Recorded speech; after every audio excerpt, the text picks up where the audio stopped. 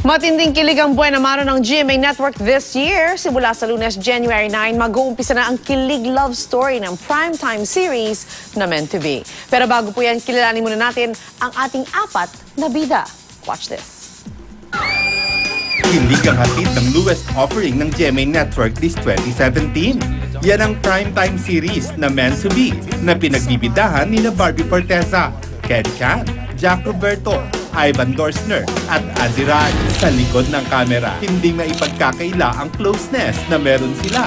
Dahil dyan, kilala na kaya nila ng lubusan ang isa't isa. Tingnan natin sa ilang mga katanungang aming inihanda. Sa kanilang lima, sino kaya ang mahilig mag-ayang lumabas? Ako po si Adiraj.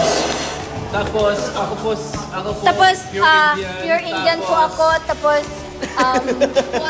Marami siyang alam na puntahan. oo. Eh sino naman kaya ang mahilig pumunta sa gym?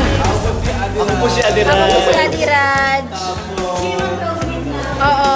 Parang sisimbo ako. Tapos, Okay na, ate. Sino naman kaya ang mahilig kumain?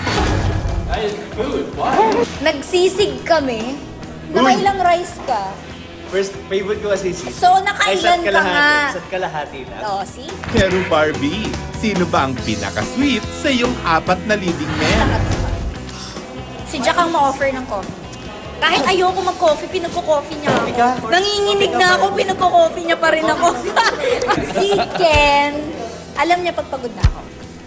Kasi nga siya yung matagal nang may kilala sa akin. Si Adi, concerned siya sa fitness ko. Si Ivan, malalim yung pagka-sweet ni Ivan.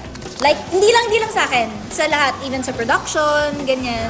Simula sa Lunes, January 9, subaybayan gabi-gabi ang kwento ni Billy, Yuan, Andoy, Ethan at Jai sa Meant to Be.